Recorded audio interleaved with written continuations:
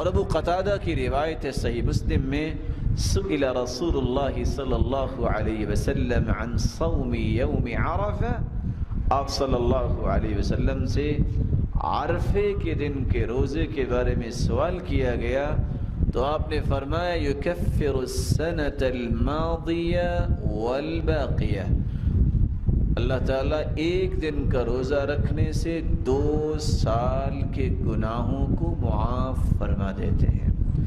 وَأَحْتَسِبُ عَلَى اللَّهِ أَن يُكَفِّرَ السَّنَةَ الَّتِي قَبْلَهُ وَالَّتِي بَعْدَهُ، اور میرا گمان ہے کہ اللہ رب العزت اس کے 2 سال کے گناہوں کو معاف فرمائیں گے، جو سال گزر چکا ہے، جو سال جاری ہے، ان دونوں سالوں کے گناہوں کو معاف فرما دیں گے۔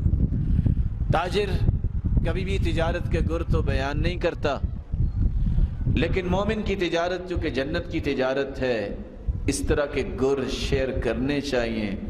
30 سالہ نوجوان اگر 15 دوستوں کو تیار کرے، روزہ رکھو، پھر افطاری بھی اپنے گھر کروائے، من فطر صائما فلہ اجر مثل الصائم، جو افطاری کرواتا ہے جتنا روزہ رکھنے والے کو اجر ملتا ہے اتنا افطاری کروانے والے کو بھی اجر ملتا ہے۔ 30 سالہ نوجوان اگر 15 لوگوں کو روزہ رکھوا کے افطاری کروا دے تو اس کی زندگی ایک ایک گناہ سے پاک صاف ہو جائے گی۔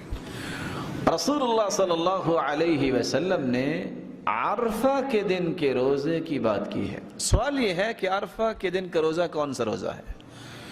علماء کی لمبی چوڑی بحث موجود ہے۔ کچھ لوگ کہتے ہیں عرفہ چونکہ مکہ میں ہے عرفات کا میدان، اور جب حاجی میدان عرفات میں جاتے ہیں تو وہ تو روزہ نہیں رکھتے، ان کے لیے جائز نہیں ہے۔ روزہ تو وہ رکھتا ہے جو میدان عرفات میں نہیں گیا، اس لیے جس دن حاجی میدان عرفات میں ہوں گے اس دن روزہ رکھا جائے۔ دوسرے علماء کہتے ہیں اگر عرفات کے دن کا روزہ رکھا جائے تو ملک پاکستان میں تو 8 تاریخ بنے گی، اور کچھ ایسے ممالک ہیں جہاں رات ہوگی، تو یہ کیسے مسئلہ حل ہوگا؟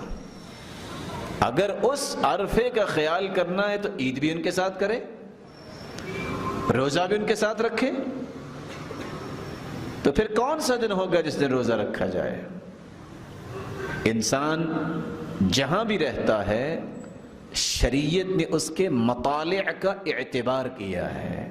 مطالع سورج کا نکلنے، چاند کے طلوع ہونا، اس کے ساتھ مومنوں کو لگایا ہے۔ حکم یہ ہے صوموا لرؤیتی وافطروا لرؤیتی، روزہ رکھو بھی چاند دیکھ کر، اور عید کی خوشی بھی حاصل کرو چاند دیکھ کر۔ اس لیے 9 ذی الحجہ کا روزہ عرفہ کا روزہ ہوگا۔ اور سب سے معقول بات کیا ہے؟ آج تو کمیونیکیشن کا نظام ہے، فون کیا پتہ کر لیا، ٹرانسپورٹیشن کا سسٹم ہے، ہوائی جہاز، ایک ایک ٹیکنالوجی آ چکی ہے۔ آج سے 200 سال پہلے لوگ کیسے پتہ کرتے تھے کہ وہاں چاند ذی الحجہ کا نظر آیا ہے کہ نہیں آیا؟ آج سے 200 سال پہلے کیسے پتہ چلتا تھا؟ کوئی خبر یہاں سے بیٹھنے والا پتہ کر سکتا ہو مکہ میں کیا ہو رہا ہے؟ کوئی خبر نہیں۔ تو شریعت ایک ایسے کام کا حکم دینا چاہتی ہے جو سب کے لیے آسان بھی ہو اور سب مناسب طریقے سے اس کو حل بھی کر سکیں۔ اگر عرفے کے ساتھ اس کو جوڑ دیا جائے، کتنے لوگ رات کو روزہ کیسے رکھیں گے؟ رات ہے وہاں اور مکہ میں دن ہے، اور اگلا دن آیا تو عرفے کا روزہ تو نکل چکا اس کا۔ تو 9 ذی الحجہ کا روزہ عرفے کا روزہ، جس سے 2 سال کے گناہوں کو اللہ تعالیٰ معاف فرما دیتے ہیں۔